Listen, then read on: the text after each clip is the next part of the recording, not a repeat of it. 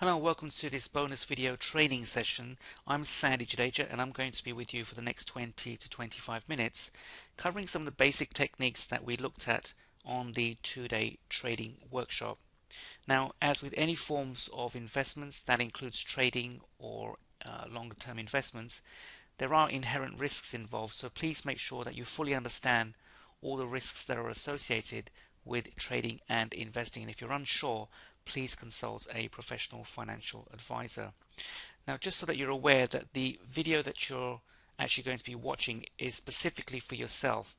This is not to be shared with other people, including friends or family members or other members of the classes that you've attended with. It's not to be shared on the internet, on any of the websites. If we find that you're actually doing this, then you will be prosecuted.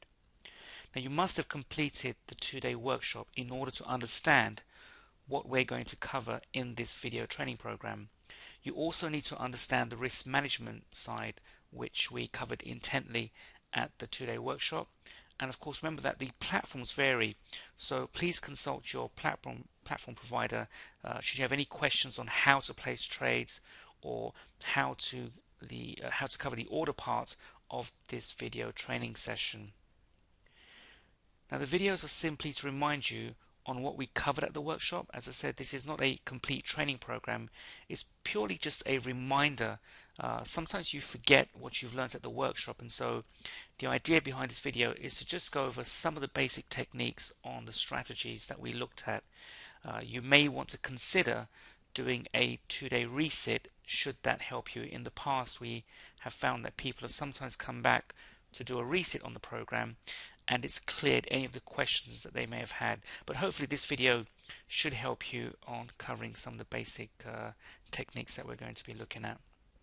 Now, trading with a trend, we covered this at the workshop where we talked about a very specific type of trading which has been used over the years by many professional traders. It's been covered on various programs as well. But the idea is to look for a bullish trend, and as long as we have higher highs and higher lows, we want to look at buying on the breakout of the high.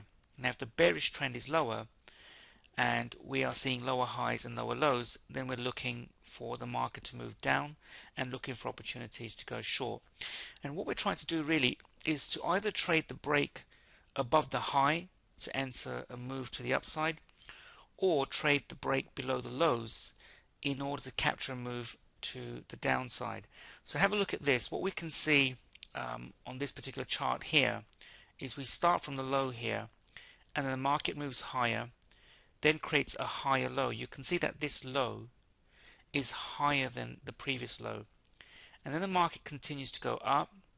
It goes sideways for almost 2 weeks, but you can see the clear low is this bar here, and that is obviously higher than this low here, and then the market again continues to go up, and then of course it's pulling back again over here. So what we're trying to do is really just buy the break of this high as soon as the market takes out the high, and we want to place our stop just below the low here. Then as the market goes sideways, we need to see a clear break above this high here and not go below this low. So the way that I do it is I will place an order 10 points above the high and a stop 10 points below the low. So once the market has broken above the high, then your order should be active. Yeah, your order should be active.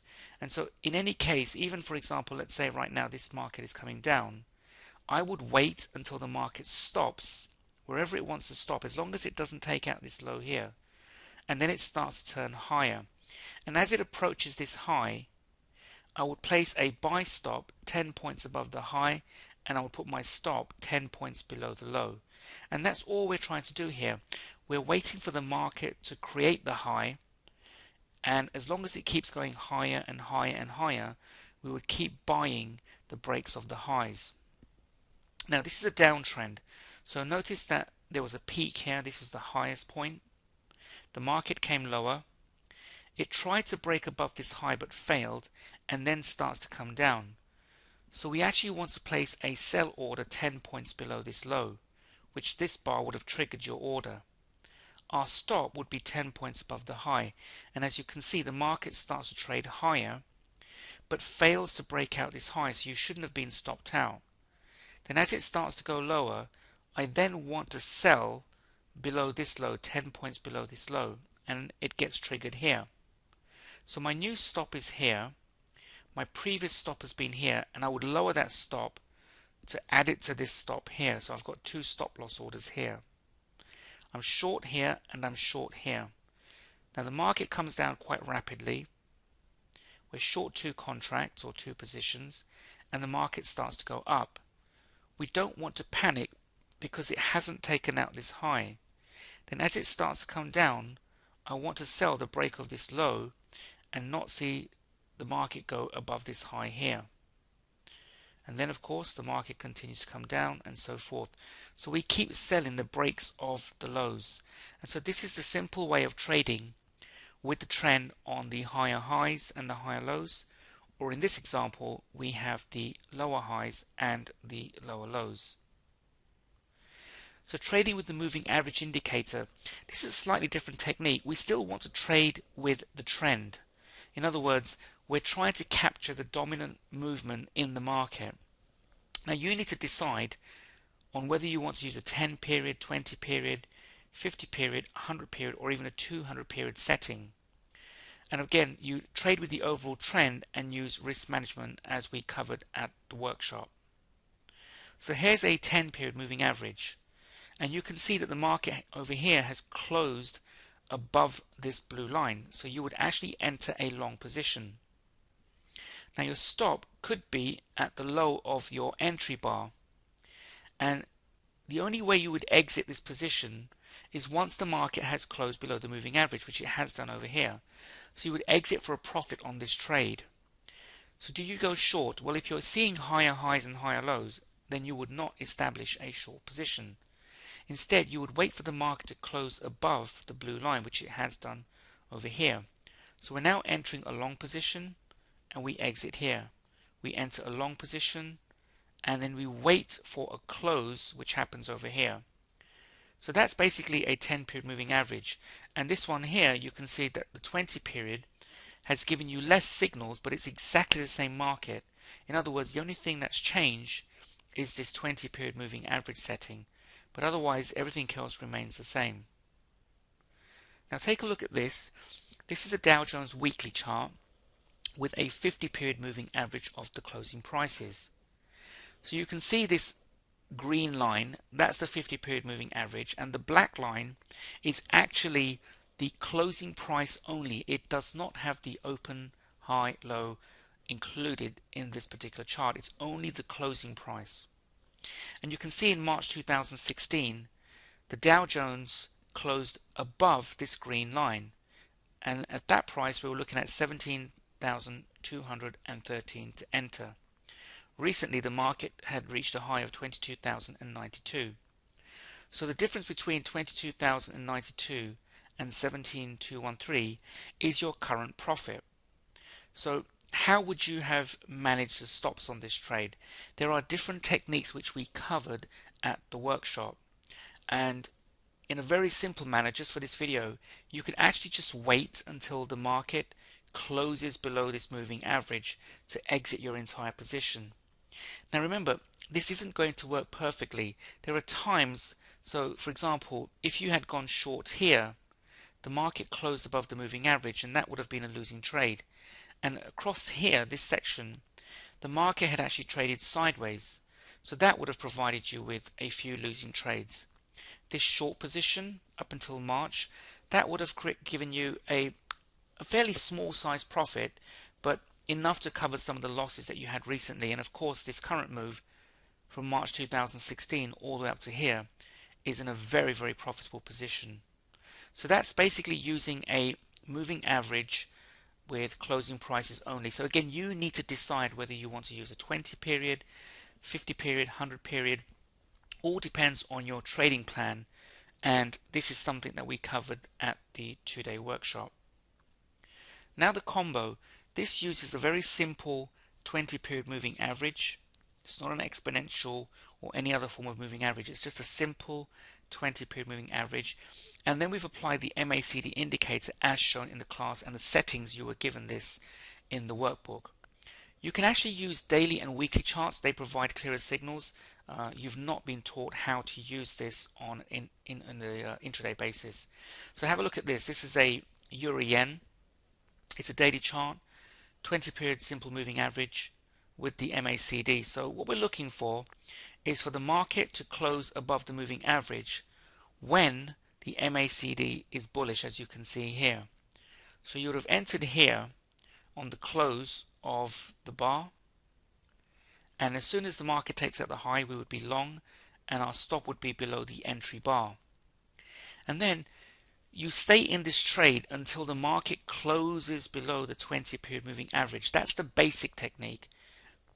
There are some variations which we covered in the workshop, but for the purpose of this video, you would actually just wait until this market has closed below the moving average. For example, here you can see the MACD was bearish, the market closed below, and then it eventually closed back above.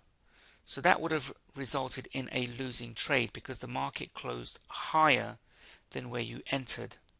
But again, in the workshop we covered some very simple techniques for exiting much faster with a profit. And so again, if you want to reset the workshop, then of course contact us and we'll try and find you a place at the next available workshop. The HE2 and time windows. Now this is a very different technique. It's something quite unique. You would actually wait for the dates which you are going to receive for 1 year, and at the end of the 1 year you can just simply resubscribe to get the dates, and on the actual date you would apply the buy stop and sell stop orders that we talked about in the workshop. And the idea is to capture a short-term trade using very specific dates and using the buy stop sell stop orders, and you could move your stop loss to break even should you wish to do so. So let's take a look at this. This is the price bar, and there are 4 components here: the open, the close, and the high and the low. And what we're looking for is the break of the high or the break of the low. We're not interested in the open and the close. So for example, this vertical line, you can see that that was a very specific date that we were looking for, and we would have placed both a buy with a stop here and a sell with a stop above the high. Again, I use a 10-point rule: 10 points above the high to enter, 10 points below the low to place my stop. At the same time, I would place a second order, a sell 10 points below the low, and a stop 10 points above the high. Now all I'm looking for is a breakout, so that means that on that date when we place the order we wait for the next bar. So as you can see, the second bar has triggered a short order and it hasn't stopped us out. The blue line at the bottom is where our target is, which is 100 points, and it took 1, 2, 3, 4 bars for the market to reach a 100-point target. So there are 2 ways to do this. I personally would just place a limit order 100 points away just to bank the profit. But if you want to manage the trade, as we showed in the workshop, that's entirely up to you. But with the HE2, I tend just to bank the 100-point profit target. Now in the time windows, that's something a little bit different.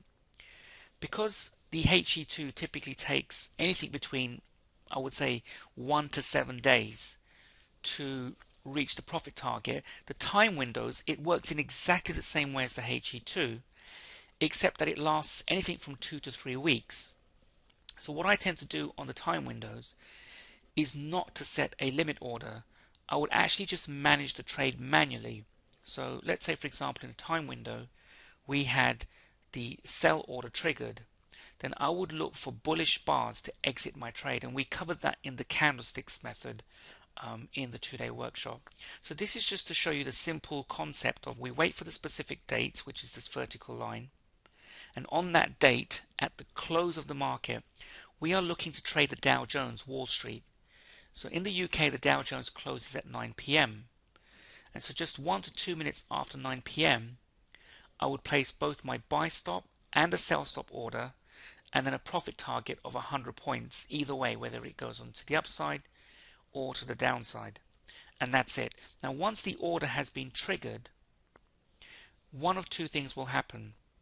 Either it will reach your profit target or it may not reach your profit target. So let's have a look at some examples. You can see in this first example it had not reached the profit target, which is the second blue line here. It had reached the first blue line, and that's the 50-point level. So in the workshop I talked about if the market reaches 50 points, you could move your stop loss to your entry position, and that way if the market reverses it doesn't cost you anything. In other words, it's a free trade. So as you can see in this first example, it had not reached the 100-point target, but it had reached the 50-point, and if you'd moved your stop, this trade wouldn't have lost you any money. Now because we don't close the position, or we don't close the order on the other side, what happened here is the market reversed and it triggered the buy order on the upside, and then 1, 2, 3, 4 days later it reaches that green line, which is the 100-point target.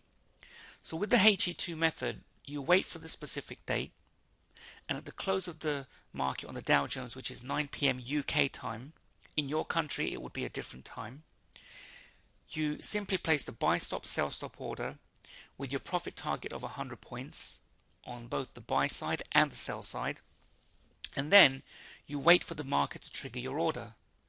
If the market moves 50 points in your direction, you can simply move your stop loss to your entry level, and if the market doesn't reach the 100-point target and it reverses, that means it will then trigger the order on the opposite side and you apply the same rule. If it moves 50 points in your favor, move your stop loss to entry price and wait for the market to reach the 100-point target. Sometimes the market will just stop you out with no profit or loss because the 50-point rule was used. If you hadn't used the 50-point rule, then of course if the market doesn't reach the 100-point target, then more than likely it would have stopped you out for a loss and then triggered the order on the other side. So with the time windows, as I said, we don't use a profit target. We simply manage the trade manually as we discussed at the workshop. Now candlestick patterns, I'm really just going to cover the very basics here, but we spent a considerable amount of time on candlesticks in the workshop. And you really just want to learn the basic candlestick patterns. Observe the overall trend and use the order system, which basically means use the buy stop and the sell stop method at 10 points above the high and 10 points below the low. The larger time frames provide clearer patterns. In other words, if you try to do this on 1 minute, 5 minute, 10-minute price bars, you're going to get very noisy entry and exit signals. I personally prefer to use minimum daily bars, if not then the weekly and the monthly.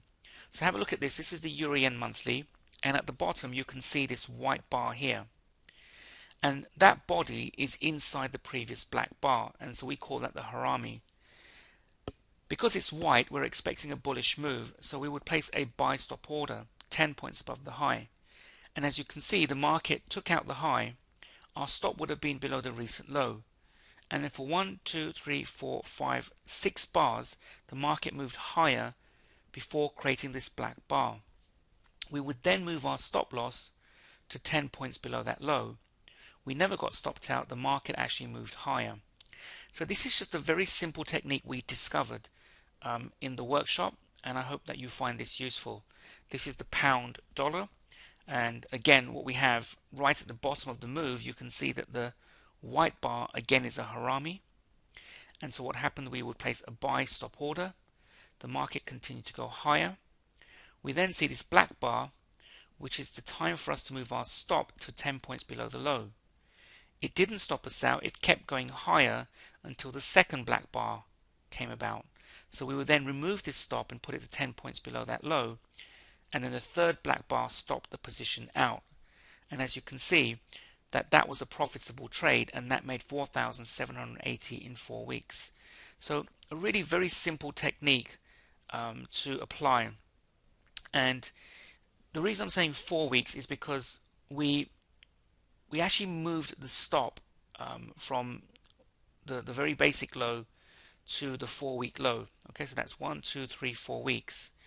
And so in other words, we wouldn't have really faced any major risk here. There would have been a small risk compared to our previous stop loss from the high to the low. But as the market continued to move higher, 5, 6, and 7 weeks, we would have banked the profit. But in the workshop, I showed you how to manage a stop, which is why we applied the 4-week rule here. So what you've learned so far is a very simple technique of following the trend, which is the higher highs, the higher lows, or the lower highs, lower lows for a move to the downside. And also how to apply a simple method with a simple moving average. Then we looked at the combo method with the 20 MA and the MACD.